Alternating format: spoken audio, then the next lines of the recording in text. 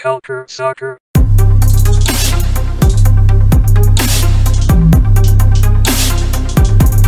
Culture Soccer.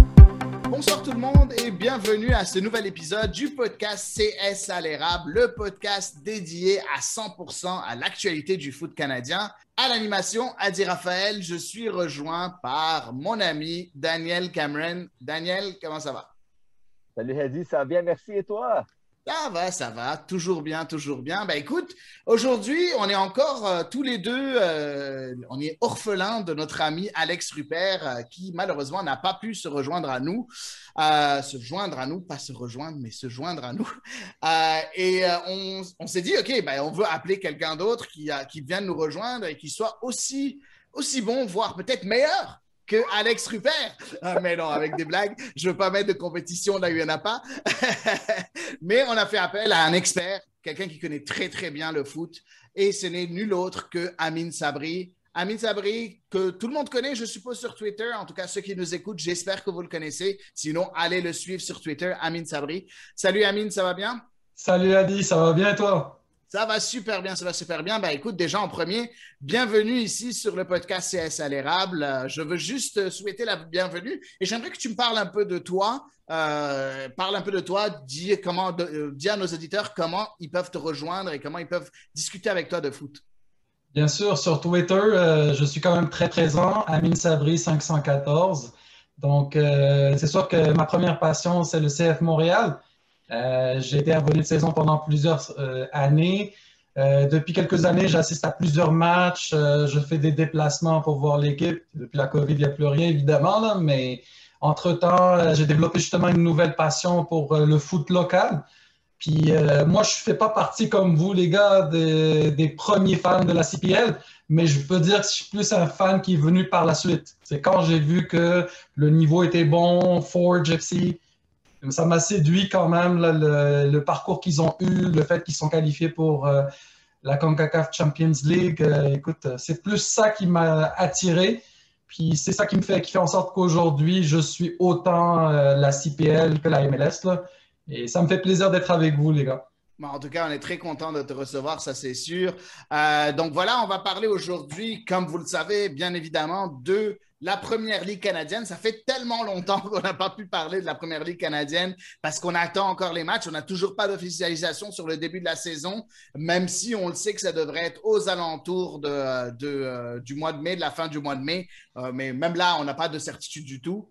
Pas trop, honnêtement. Les équipes ontariennes n'ont pas commencé à s'entraîner. Ça me surprendrait. Ce serait surprenant. Mais écoute, on a déjà vu une équipe rejoindre en tant qu'équipe d'expansion à 3 mois du début d'une saison. Donc, avec la CNPL, il faut s'attendre à tout. Donc, est-ce que c'est possible qu'il commence la saison, même avec juste 2-3 semaines de pré-saison? C'est possible aussi. On verra en tout cas. On vous tiendra au courant ici sur CS à l'érable. Mais avant de parler de Première Ligue canadienne, je veux juste vous mentionner quelque chose. Comme vous le savez, l'équipe nationale féminine canadienne s'est qualifiée pour les Jeux olympiques de Tokyo. Aujourd'hui, on est le mardi le 20 avril. Donc, demain, le 21 avril, il y aura le tirage au sort de la phase de groupe. On a déjà aujourd'hui les chapeaux des 12 qualifiés pour cette phase finale des Jeux olympiques féminins. Et je vais juste vous donner les chapeaux, comme ça vous saurez à peu près quelles sont les équipes qui pourraient affronter Équipe Canada. Donc, dans le chapeau 1, on a le Japon, les États-Unis et les Pays-Bas. Dans le chapeau 2, on a la Suède, l'Angleterre ou bien le Royaume-Uni et le Brésil. Dans le chapeau 3, on a le Canada, l'Australie et la Chine. Et dans le chapeau 4, la Nouvelle-Zélande, le Chili et la Zambie du côté de l'Afrique. Une petite précision, par contre, ils veulent essayer à ce qu'il n'y ait pas plus qu'une seule équipe de la même confédération. Donc, les États-Unis et le Canada ne peuvent pas être dans le même groupe lors du tirage au sort demain. Donc voilà, on vous tiendra au courant, bien évidemment, lors du prochain épisode de CS à l'érable, de comment ça s'est déroulé et on pourra peut-être faire un peu des analyses et un peu plus discuter des adversaires qu'ils vont rencontrer, ainsi de suite. On rentrera dans les détails, je pense, la semaine prochaine, en espérant avoir un bon panel aussi. Donc aujourd'hui, on va parler de la Canadian Premier League ou la Première Ligue canadienne, comme on le dit en français. Je vais laisser en premier mon ami Daniel Cameron nous introduire les transferts les plus notables qu'on a eus en CanPL durant cette longue saison morte qui n'en finit juste plus. Vas-y, Daniel. OK. Eh bien, on va commencer par l'Atlético Ottawa, qui a annoncé aujourd'hui que Ryan Telfer a signé. Ryan Telfer qui avait joué avec Ouais. les 2 dernières années. Et je ne l'ai pas vu passer encore, celle-là. C'est bien. J'aurais dû te taguer sur Twitter. Ben, c'est correct, t'en fais pas. Je l'ai juste pas vu passer, mais c'est bien. Ryan Telfer, c'est quand même un bon. En passant, ça avait déjà fuité. Ryan Telfer, quand ils ont annoncé l'équipe de Trinidad-Tobago, il avait déjà mis à côté le nom d'Ottawa. Fait qu'on savait un petit peu qu'il s'en venait à Ottawa. Il y avait un site web aussi qui avait comme fuité par accident toutes les signatures d'Atlético Ottawa, donc Dylan Pauley, Jordan Webb, je les ai toutes nommées. Et bien sûr, Zach Verhoeven. Ouais. Verhoeven, ouais. Ensuite, à Forge, on a déjà parlé du... en fait, Forge, le seul transfert, la seule arrivée qu'on a eue, c'est le prêt de Tristan Borge. Sinon, rien à signaler. Ah oui, bien aujourd'hui, il y a un joueur qui a quitté Forge. Il y a Anthony Novak qui a signé à Cavalry. Ouais. Grosse surprise, énorme surprise. Surtout qu'il était au Portugal. Ouais. Du côté de Cavalry, il y a eu pas mal de joueurs qu'on ne connaît pas trop, honnêtement, qui sont venus d'Europe. Et il y a eu le prêt de Karifa Yao. Sinon, les autres, on ne les connaît pas. Donc, on va... Il y a eu le Canadien Aringa Selemani qui est venu, par contre, de... Ouais, mais il vient de Singapour. Non, Nouvelle-Zélande. Singapour, c'est Jordan Webb d'Ottawa. Ah, OK, je crois que c'était lui aussi, mais bon. Je ne m'attends pas à grand-chose de ce joueur-là, mais bon. Il y a David Norman Jr. qui a signé de Miami en MLS, sans avoir joué aucun match.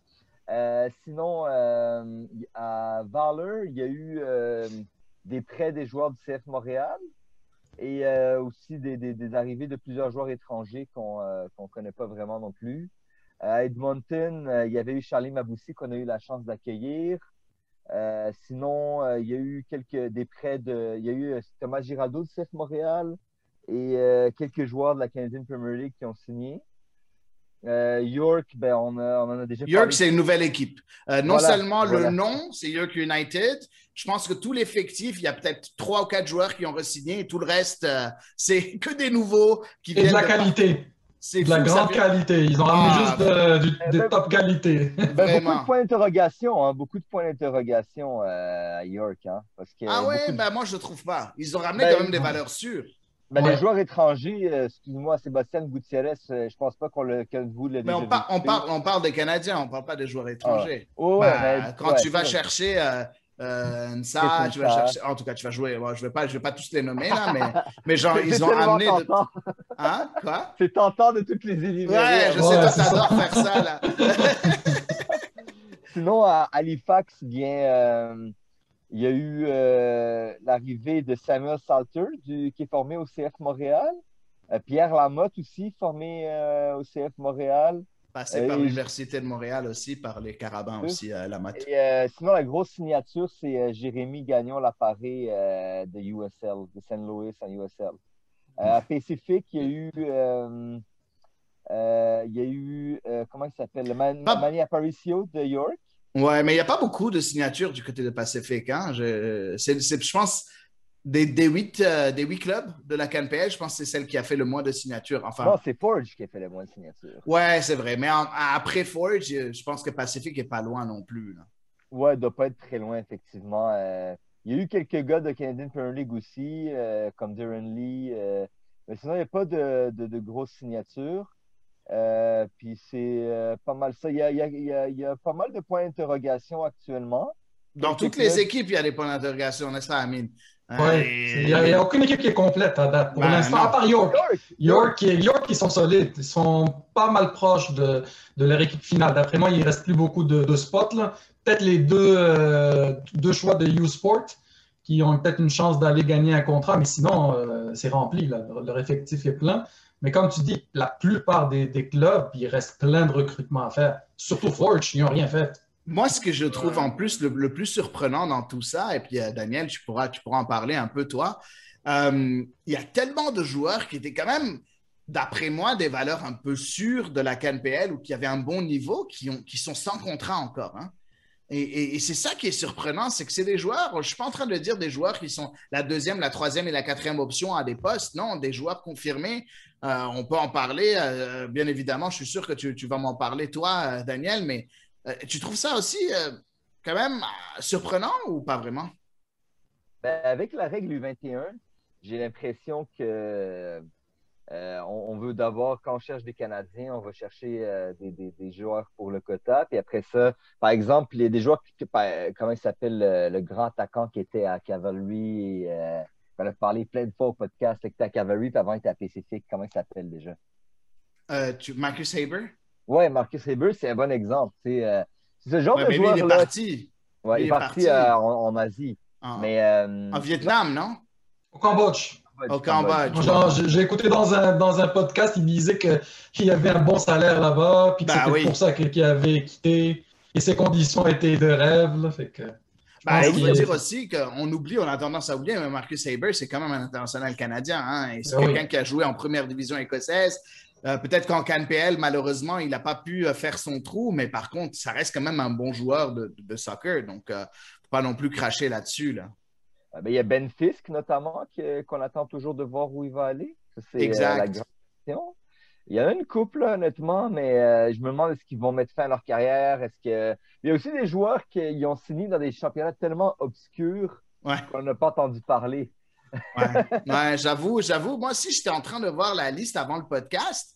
Et aussi, je trouvais quand même, je sais pas moi, des joueurs qui vont signer un peu dans des championnats obscurs. Puis je me dis, est-ce que c'est parce qu'en CanPL, on leur a pas fait confiance ou est-ce que, je sais pas, ils pensent qu'aller en Europe ou bien dans des clubs obscurs, je pense par exemple à José Galan de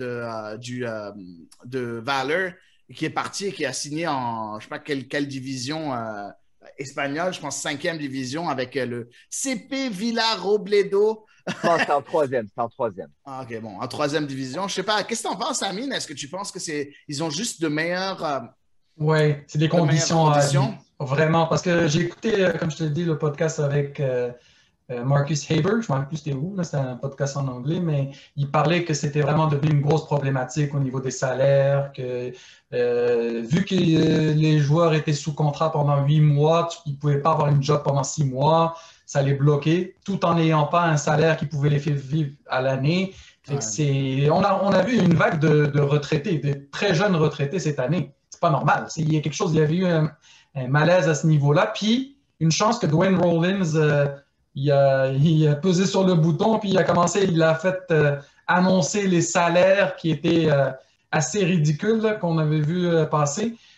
Puis ça a fait déjà changer certaines choses. On a vu des salaires minimums qui ont été augmentés pour une trentaine de joueurs. C'est déjà un départ. C'est déjà mieux que rien, là, mais n'empêche, il reste encore un long chemin. Ben Donc, oui, conditions, c'est une nouvelle ligue. Il y a eu la pandémie qui est venue. Il faut comprendre aussi la ligue. Oui, c'est pas magnifique, mais il faut comprendre aussi la ligue. Après, très sincèrement, si jamais les joueurs étaient assez bons, ils auraient eu des salaires plus élevés. C'est Donc, vrai. tu arrives à un moment, tu peux pas te plaindre de ton salaire si t'es pas bon. Donc, bon, bref. Après, oui, c'est sûr, il y a toujours la problématique, comme on l'a dit, que la première ligue canadienne n'est pas sur une année complète. Et la plupart du temps, les clubs, vu qu'ils ne veulent pas prendre de gros risques, ils ne vont pas faire des contrats de 3-4 ans. Ils vont faire des contrats d'1 an et renouvelables. Donc, le contrat fini, durant la saison morte, tu as 4 mois avant qu'on te re-signe où tu n'as pas de salaire.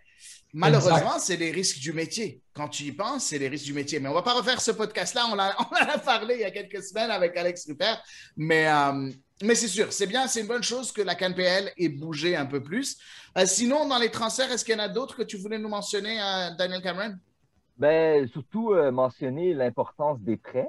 L'année passée, David Callahan nous a parlé qu'il voulait, c'est pas lui qui décide de tout, là, mais la Ligue a décidé qu'il n'y aurait pas plus que 5 joueurs du même club MLS qui pourraient être prêtés.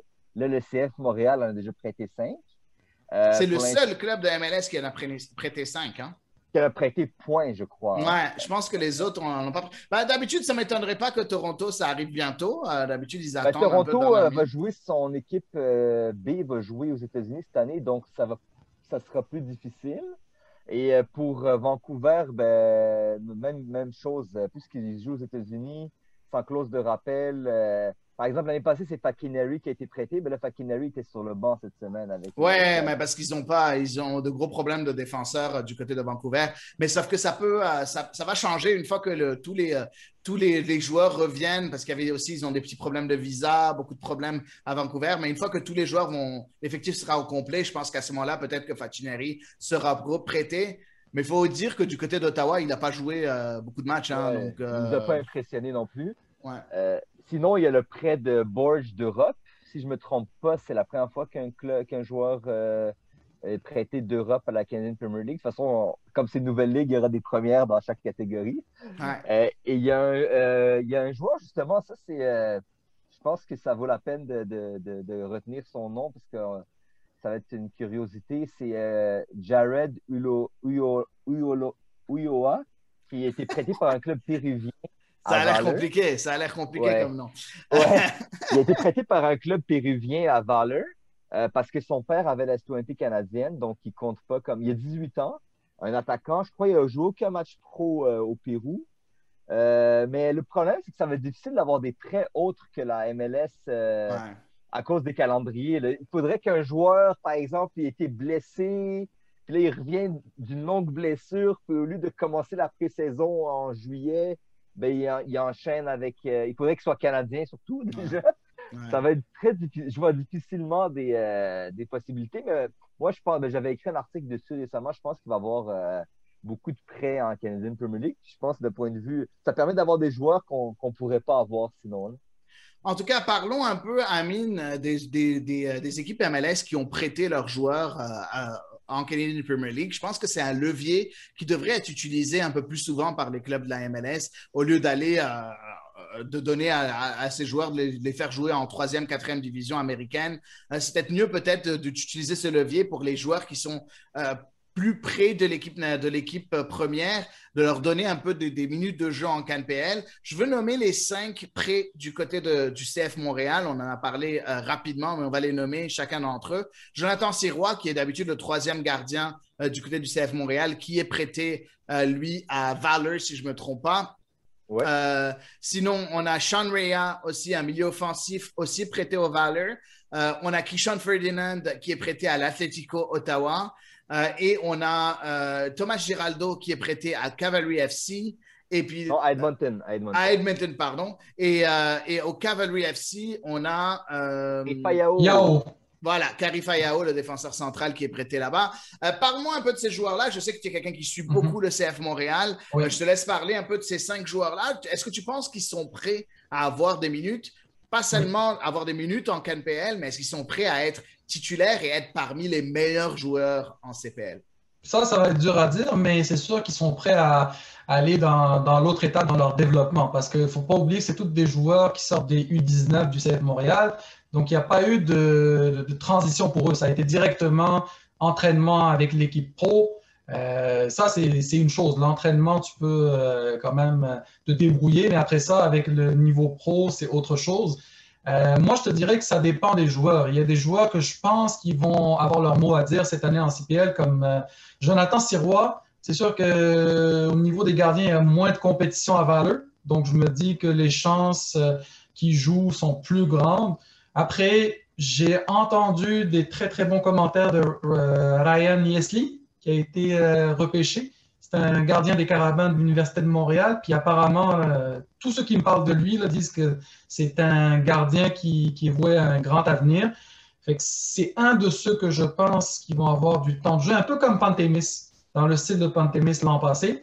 Parce que j'ai vu que Rob Gay, il en parle vraiment bien. Il trouve qu'il est leader à son âge, qu'il est plus mature que son âge réel. Donc ça, c'est un exemple. Sinon, bon, Sean Rea, c'est sûr qu'il n'y a pas beaucoup d'entraînement professionnel sous la ceinture, comme on pourrait dire, parce que c'est juste au mois de décembre qu'il a été signé. Donc, on peut dire qu'il y a eu un gros mois d'entraînement avec les pros.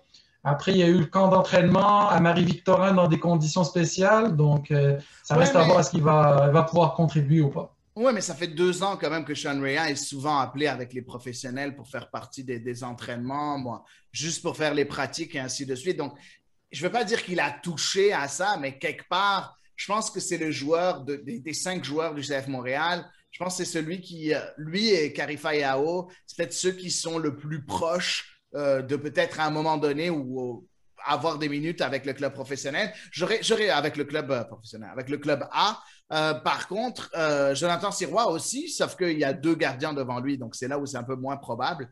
Mais point de vue à habileté, c'est quand même 2 joueurs qui seraient proches, à mon humble avis.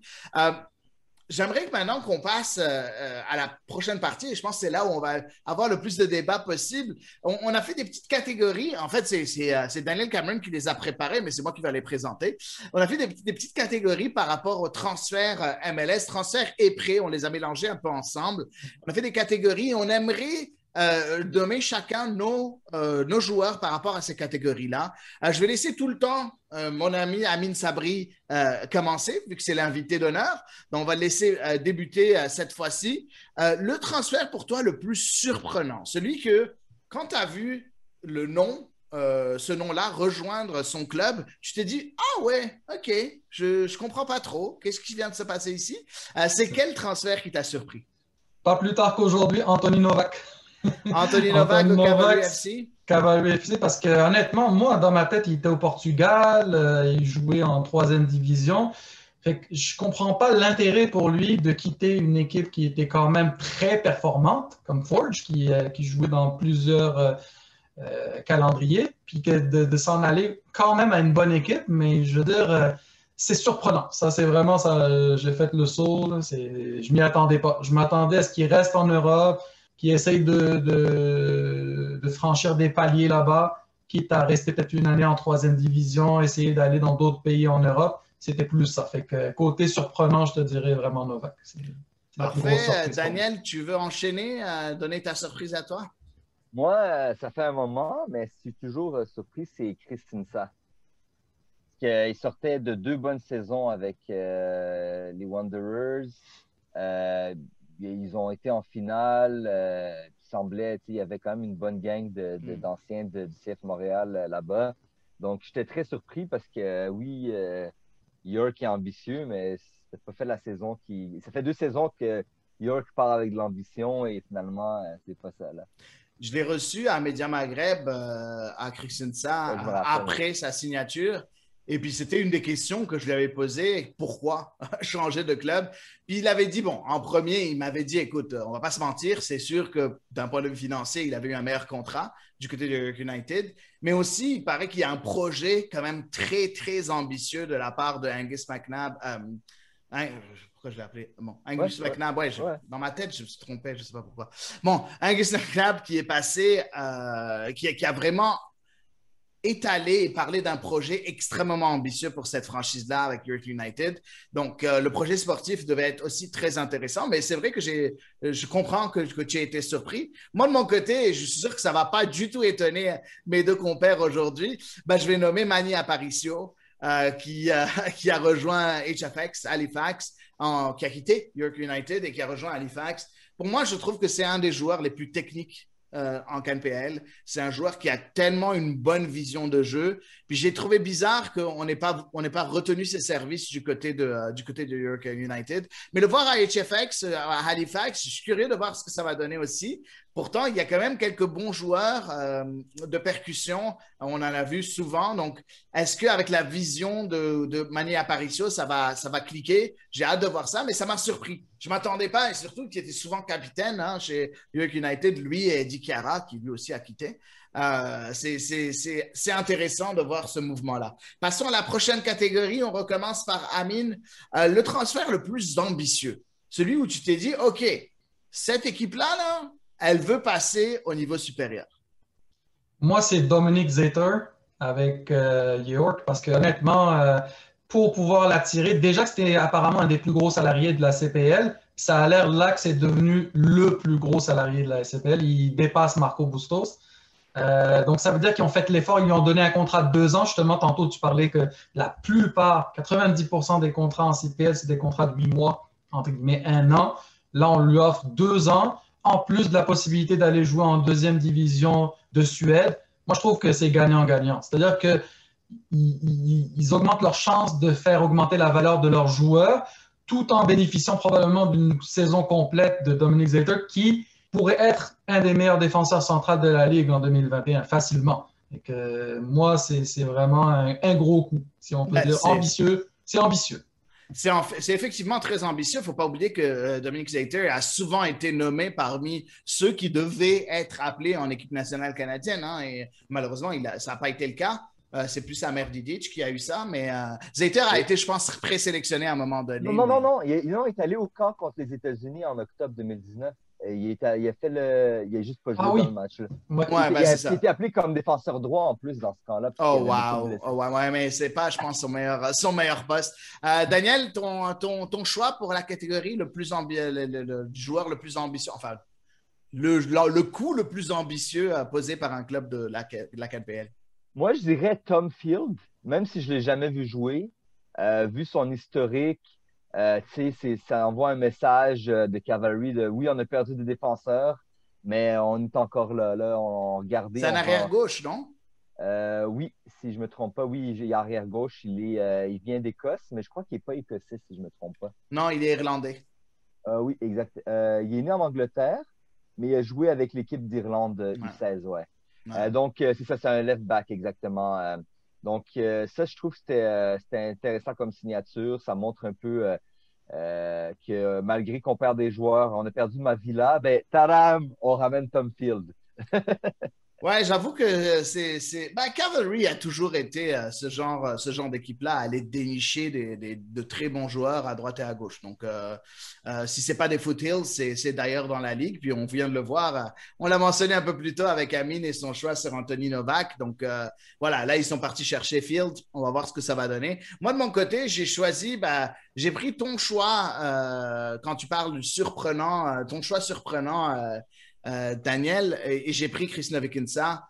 Pour moi, quand tu viens et tu mets sous contrat un des meilleurs latéraux droits de la saison 2020, ça veut dire que tu es prêt à passer une coche. Tu es prêt à vraiment passer à l'étage supérieur.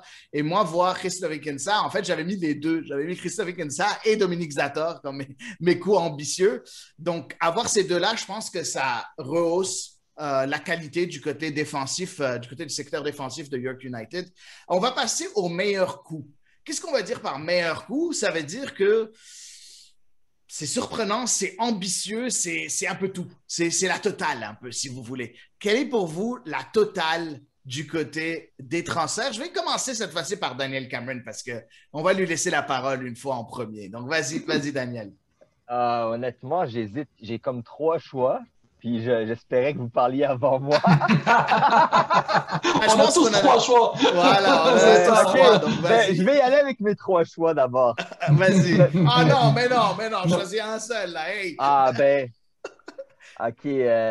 Tu pourras les dire après. Une fois que nous, on nomme, si jamais ils n'étaient pas dans tes 3 choix, tu les diras plus tard. OK. Ben, je dirais Shamit Chom. Shamit Chom, il retourne à la maison. Il a comme eu une mauvaise saison l'année passée à cause de sa blessure. Il vient de se faire opérer. Il a tout le temps de se préparer, surtout qu'on ne sait pas quand la Ligue va commencer. Et Edmonton a commencé la pré-saison. Donc, Shamit Chom, je pense qu'il va, surtout qu'on veut le faire jouer un rôle plus offensif qu'il jouait à Montréal. C'est comme tout en même temps. C'est genre le retour à la maison, la résurrection, la dernière chance. Le joueur qu'on lui donne plus de responsabilités. C'est comme un package deal, genre Shamit Chom à Edmonton.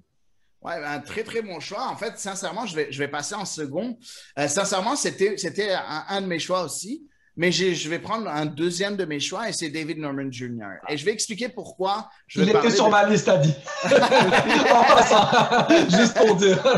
C'est parfait. Je vais vous expliquer. Si jamais vous m'aviez dit Est-ce que c'est un bon coup il y a 3 mois? Je vous aurais dit non, je pense pas. Mais l'avoir vu jouer avec les U23 en équipe nationale canadienne, avoir su jouer en tant que défenseur central alors que c'est un milieu de terrain où il a quand même très bien paru, on en a parlé souvent ici sur CS à l'érable, ça prouve que c'est quand même un couteau suisse, même s'il est canadien, un bon couteau suisse que le coach peut utiliser à bon escient. Il peut le mettre là où il veut, même si David Norman Jr. a dit que j'aimerais beaucoup m'établir en tant que défenseur central. C'est un joueur jeune aussi qui a moins de 23 ans, je pense 23 ou 22 ou 23, je ne me rappelle plus de son âge. Donc, on est quand même très proche d'un très bon coup du point de vue du Cavalry FC de ce point de vue-là. Amine, est-ce que tu as un troisième choix ou tu avais juste ces deux-là? Oui, j'ai un troisième choix. Vas-y. Ça va vous surprendre un peu parce qu'il n'a pas eu une bonne saison l'an passé là, aux Island Games, mais c'est un joueur que j'ai toujours trouvé bon, même quand il était avec Toronto FC. Je trouve qu'il est rapide, il donne un Ryan Telfer. Ryan Telfer, moi, c'est un joueur que j'aime beaucoup. Beaucoup. Il a été mauvais l'an passé, ça c'est sûr et certain, mais je suis certain que dans un bon environnement, avec un coach qui lui donne un rôle bien précis et qui utilise sa vitesse comme il faut en contre-attaque surtout, moi, je pense que c'est un joueur qui peut avoir du succès encore en CPL. Il a joué à Chypre, je ne sais pas quelle division, là, mais quand même, il était en Europe. Là, il est de retour. Fait que je pense qu'il devrait être dans les bons joueurs cette année en 2021, Ryan Telfer. Ouais, ben international, trinidadien, c'est quand même un bon niveau. Là. Ouais, non, effectivement, c'est un bon niveau. Et en fait, c'est drôle parce que je pense que c'était un des meilleurs joueurs en 2019. Si ce n'était, en tout cas, il faisait partie des nominés pour la liste des meilleurs joueurs. Donc, c'est intéressant de voir un joueur comme ça aussi passer à un nouveau club. Donc, c'est sûr, très, très bon choix du côté d'Amine. On va passer à la prochaine catégorie, c'est la jeune trouvaille. Okay? Je pense qu'il y en a beaucoup. On peut en parler pendant très longtemps. Donc, je suppose qu'on n'a pas les mêmes choix. Donc, je vais commencer en premier parce que cette fois-ci, c'est mon tour. Et je vais vous dire, c'est par rapport à ce que moi j'ai vu à l'entraînement du CF Montréal, j'ai vu Kishan Ferdinand, j'avais Kishan Ferdinand à l'œil. C'est un joueur très, très bon. Moi, j'ai bien aimé ce que j'ai vu. Je sais qu'Amine, tu en as parlé souvent sur Twitter depuis l'année passée, en fait. Mais pour l'avoir vu à l'œuvre sur 3 semaines, où il était à l'entraînement, au camp d'entraînement du CF Montréal. J'ai bien aimé ce que j'ai vu. C'est un défenseur gauche, mais il peut jouer en centrale, puis il peut jouer à droite aussi.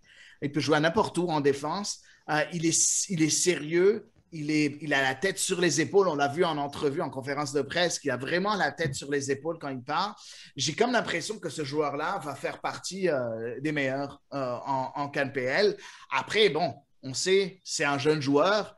Est-ce qu'il va avoir autant de temps de jeu? Il a, je pense, 17 ans ou bientôt 18. En tout cas, il est vraiment très, très jeune. Mais voilà, pour moi, c'était lui que j'avais envie de souligner dans la catégorie jeune trouvaille.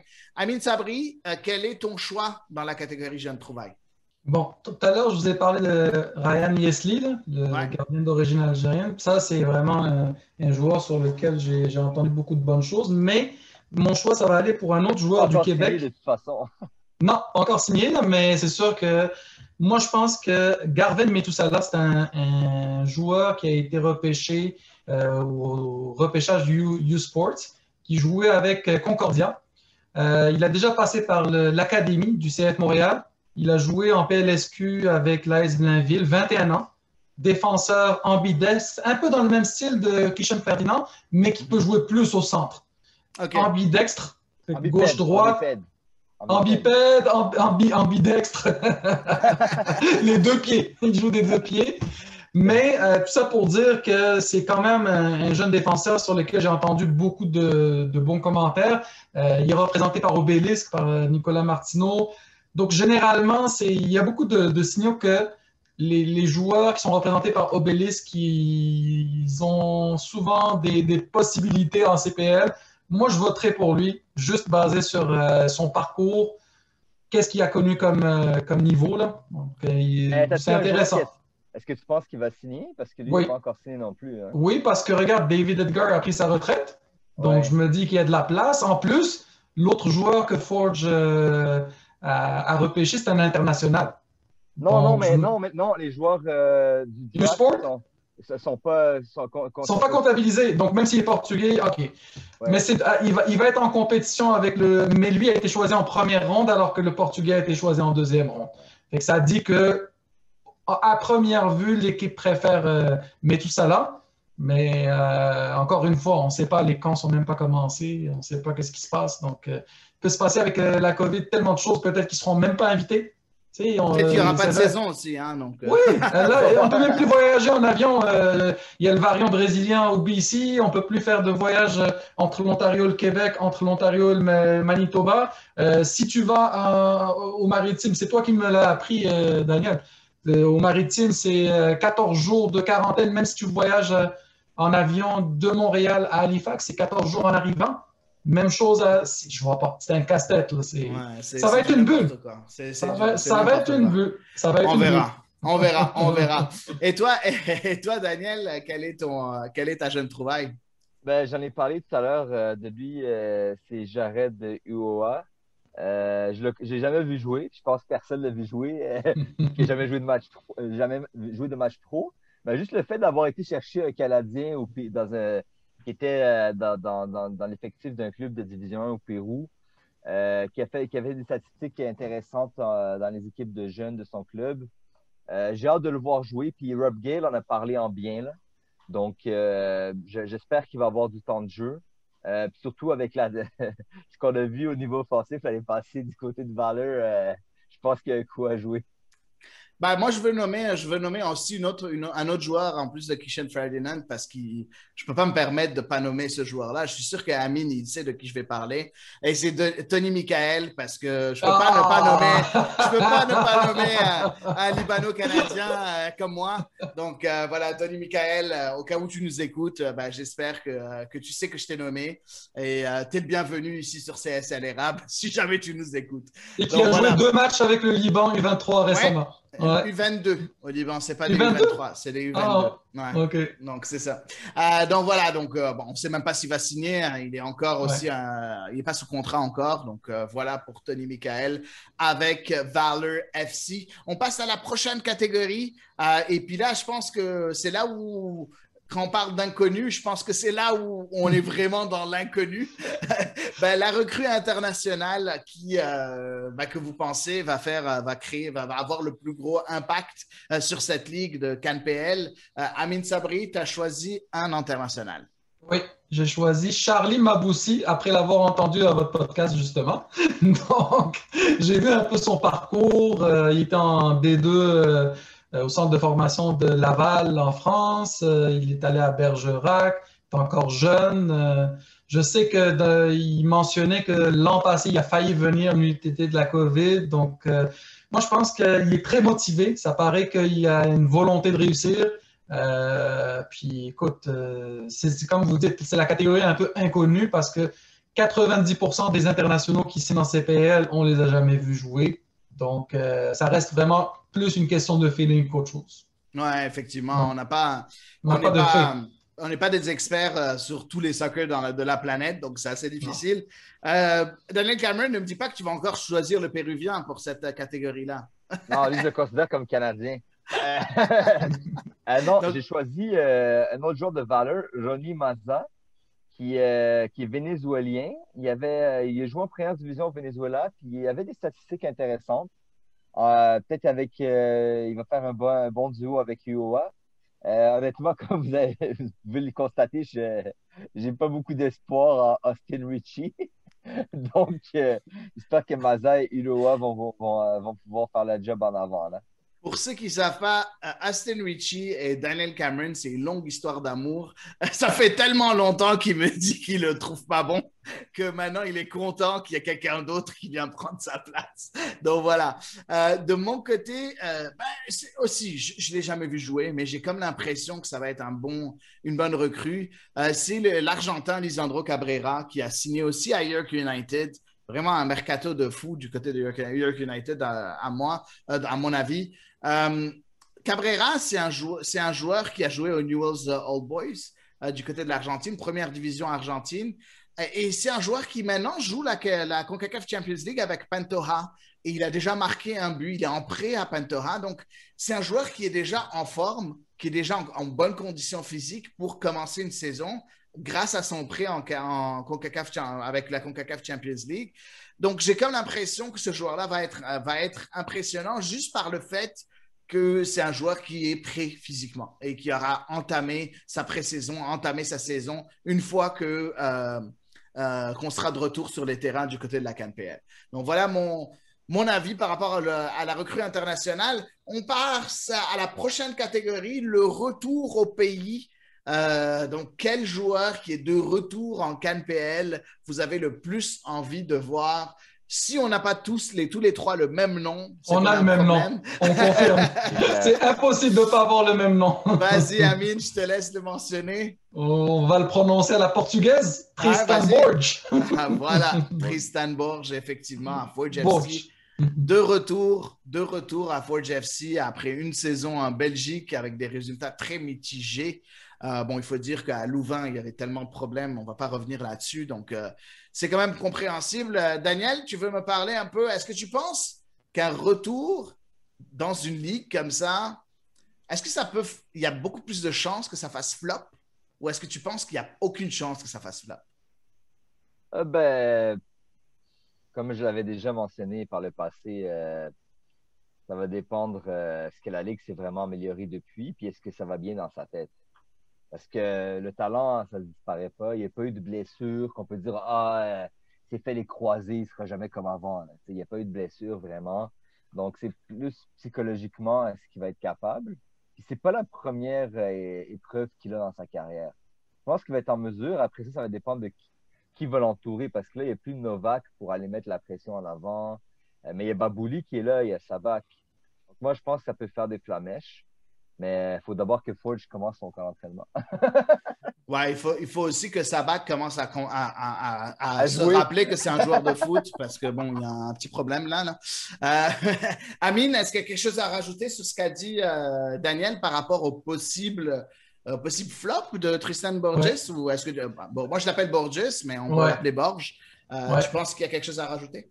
Oui, parce que historiquement, les joueurs qui reviennent à leur équipe initiale, le taux de succès est plus bas. Donc, si on y va logiquement, les chances de succès sont plus basses. Mais moi, ça m'intrigue. Comment ça se fait qu'une équipe de première division de Belgique prête un joueur en CPL? C'est quoi l'idée en arrière? Est-ce que c'est dans le fond peut-être d'augmenter sa valeur avec le prêt, de gager sur le fait qu'il va avoir plus de temps de jeu, qu'il va avoir une bonne saison? J'essaie juste de comprendre parce qu'ils ont payé un frais de transfert, ils l'ont depuis 2 ans, ça ne marche pas. Et là, au lieu de le vendre quelque part, ils le ramènent en prêt. C'est assez inusité, là. On va l'avouer, là, on n'a jamais vu ce genre de prêt à l'équipe qui t'a vendu le joueur, si on peut dire ça comme ça. C'est pas si fréquent. Il y a eu Balou avec Varsovie. Balou, il y a eu Tovin avec Marseille, c'était quasiment un don, là, le prêt. Là, je sais pas si c'est quelque chose qui arrive quand un joueur ne confirme pas qu'on se dit on va le retourner dans son environnement naturel.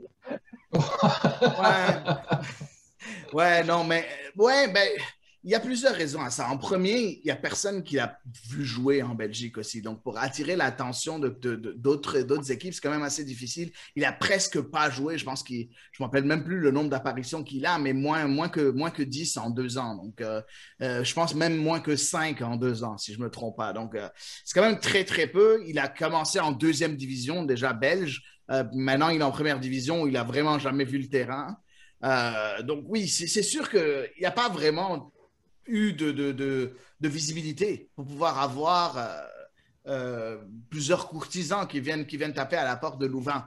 Après, c'est sûr aussi qu'il y a la vie du joueur qui rentre en jeu. Hein. Donc, tu arrives à un moment où on te dit, OK, on ne compte pas sur toi, qu'est-ce que tu as envie de faire? Il va dire, écoute, reviens, je vais revenir là où je voulais, où j'étais, ou là où j'ai bien fait, là où j'ai attiré les regards. Donc, je vais revenir à la maison un peu, à Forge FC. Donc, c'est sûr que là, selon moi, je rejoins un peu ce qu'Amine a dit.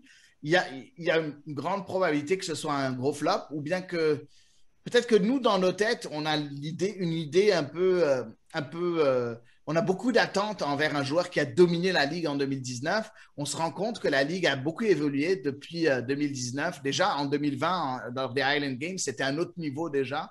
Même s'il y a eu juste très peu de matchs, on a senti que le niveau était monté d'une coche. Est-ce que Borge, on s'attend vraiment à ce qu'il vienne et qu'il domine cette ligue-là? Est-ce qu'il sera capable de dominer la ligue de nouveau en 2021, 2 ans après l'avoir fait en 2019?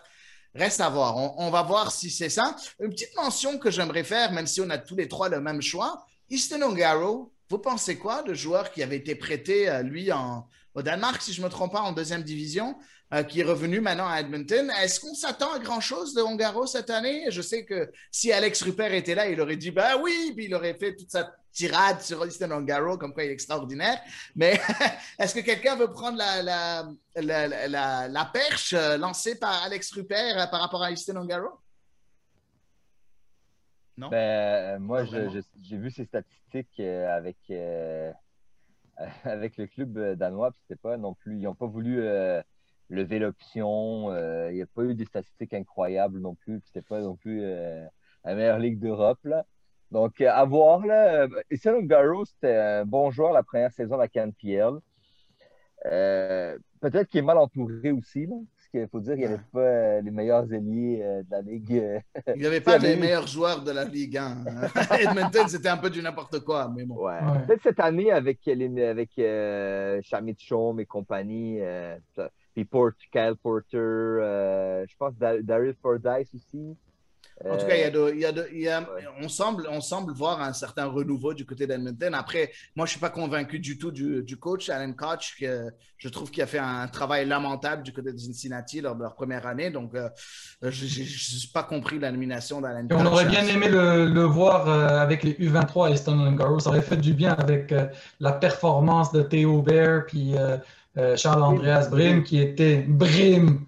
My God, il m'a tellement déçu. Là, je pense que ça a été ma plus grosse déception. Je me suis dit, un Québécois qui appartient à Lille, qui joue en Belgique quand même, j'avais des attentes. Peut-être j'avais de trop grosses attentes, mais ce que j'ai vu, là, je ne serais pas capable de te dire c'est quoi sa qualité numéro un. Est-ce qu'il est rapide? Est-ce que c'est un buteur? Non. Est-ce qu'il court beaucoup? Pas vraiment. Et Theo Bair, c'est un peu la même chose. C'était vraiment 2 flops pour moi là, dans les U23. Je me suis dit, Easton Ongaro n'aurait pas pu faire moins bien que ça. C'est ce que je me suis dit en les voyant. C'était vraiment pas bon au niveau des 9 qu'on avait.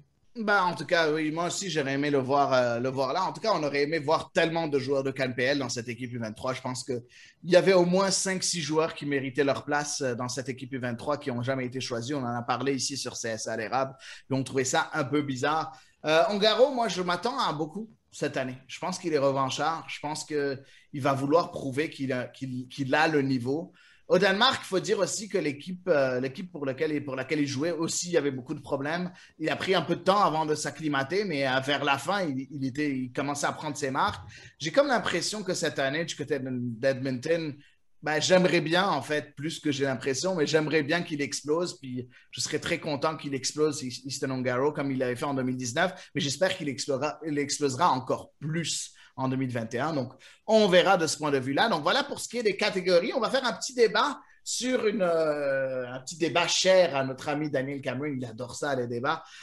On va parler un peu de la CanPL. Est-ce que, pour toi, Amine Sabri, est-ce que tu penses que cette ligue-là peut devenir une ligue vendeuse?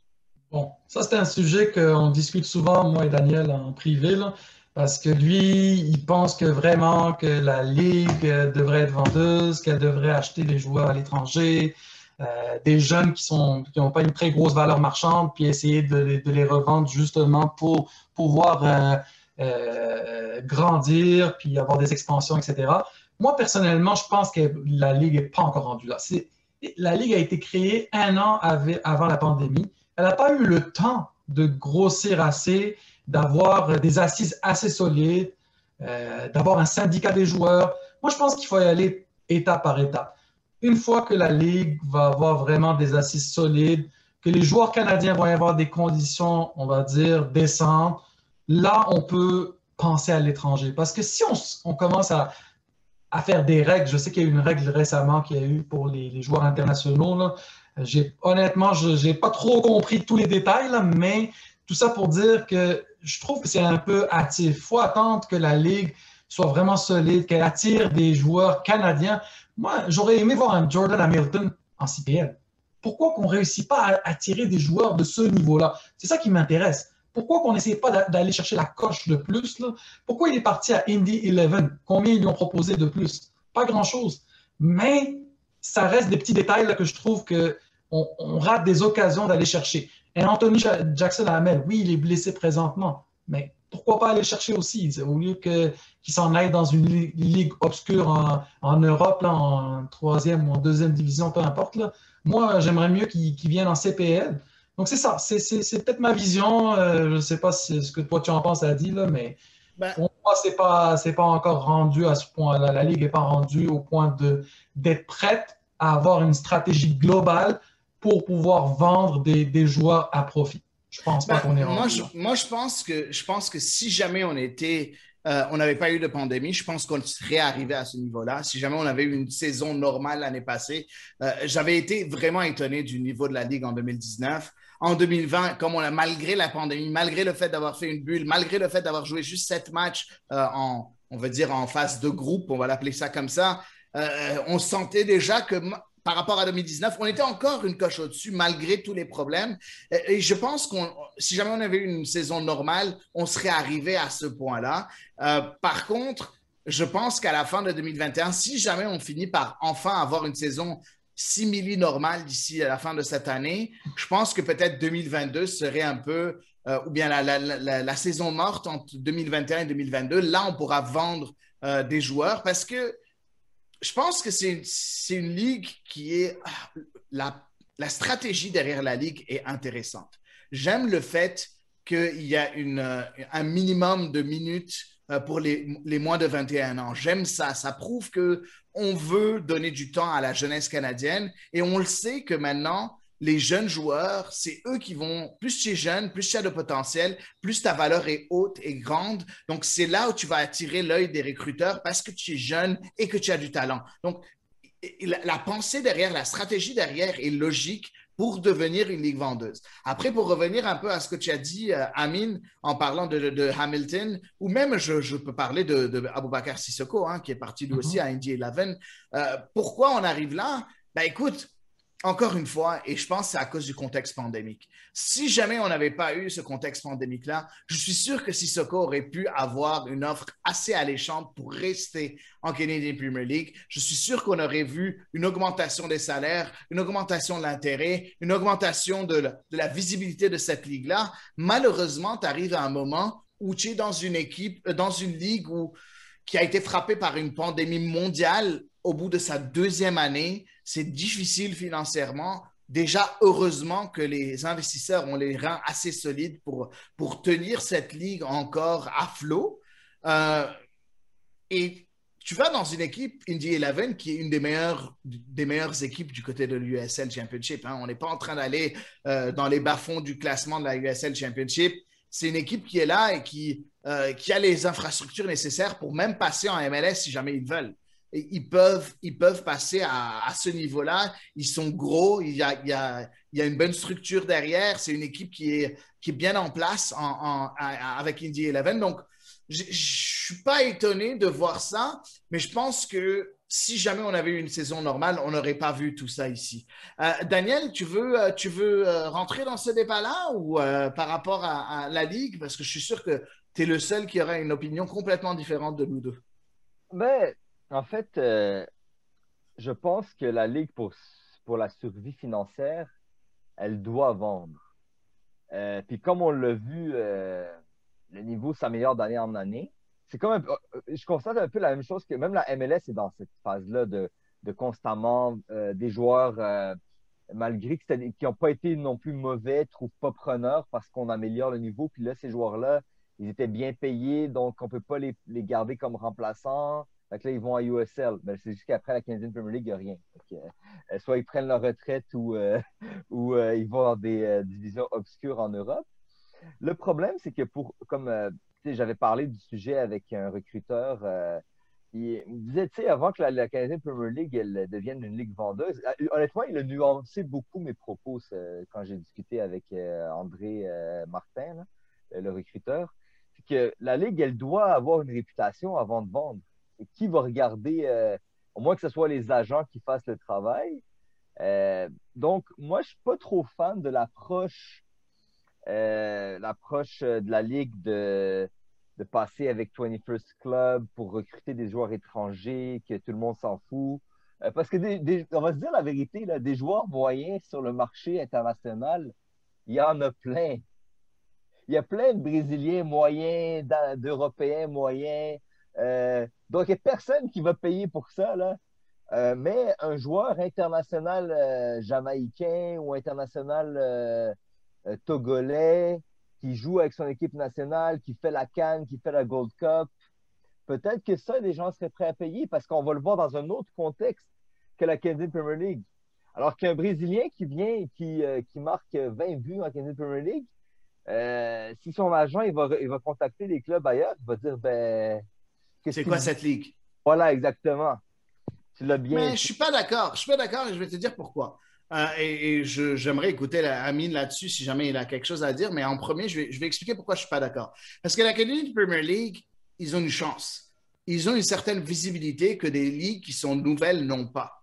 Donc, juste le partenariat avec l'Atlético Madrid est énorme. Le partenariat avec Mediapro est énorme et donne beaucoup de visibilité.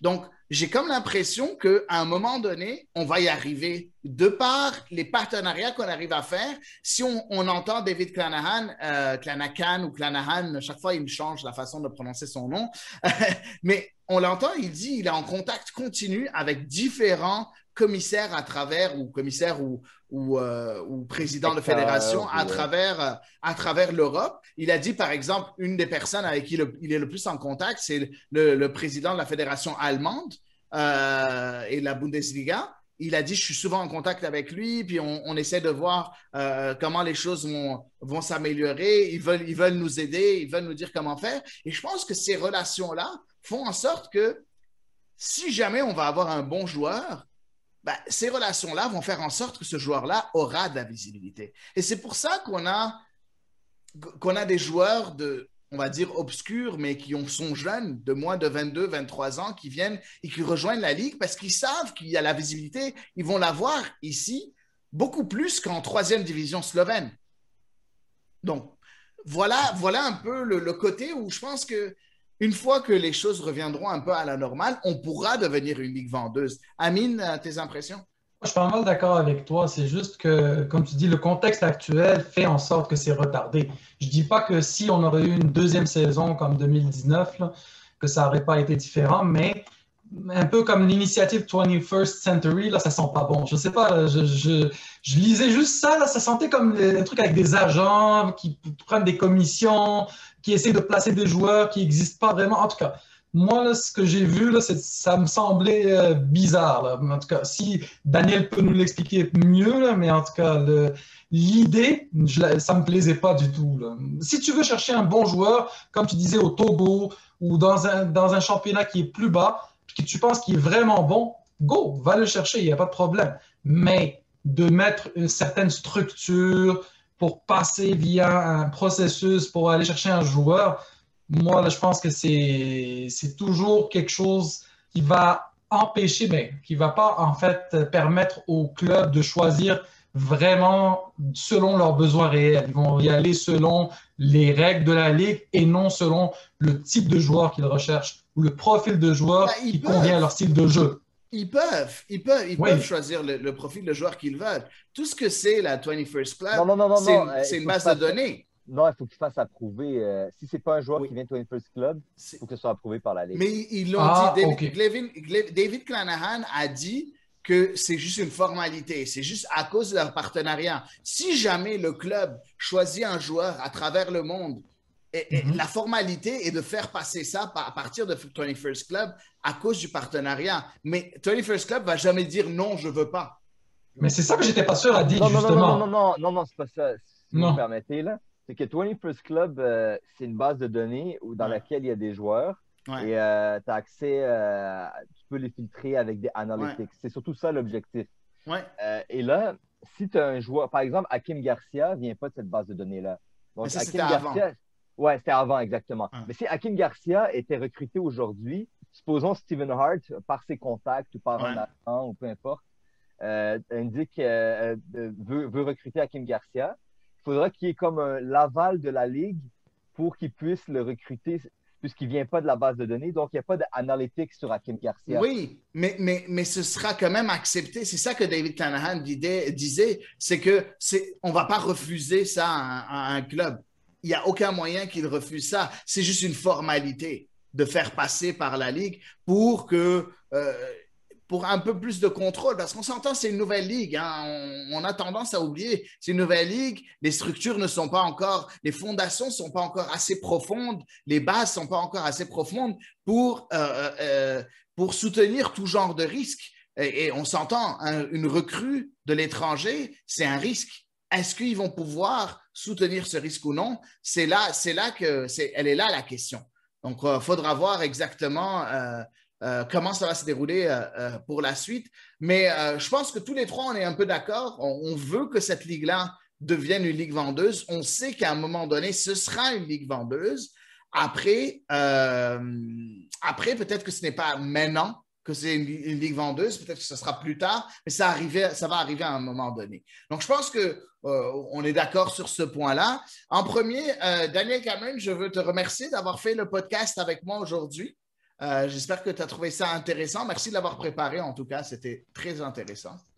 Merci à toi, Hedy. C'est toujours un plaisir. Et surtout, merci à Emin d'être venu et d'avoir enrichi nos discussions au lieu de faire ça en privé sur Twitter. C'est très gentil. Merci pour l'invitation, les gars. Ben, c'est ça, vraiment agréable. c'est super apprécié d'être venu, Amine. Je voulais vraiment te remercier. Allez suivre Amine sur Twitter, ça vaut vraiment la peine, surtout si vous êtes fan de Montréal. Bravo pour ton travail, Amine. Continue comme ça. Puis tu es le bienvenu Merci. quand tu veux ici sur CSA l'érable. Merci beaucoup, les gars, et continuez votre bon travail. Là. Je continue à vous écouter dans vos différents podcasts. Merci beaucoup. Et à tous les auditeurs, merci beaucoup de nous avoir écoutés cette semaine aussi. Moi, je veux vous dire, passez une excellente semaine et à la semaine prochaine pour un nouvel épisode de CSA l'érable.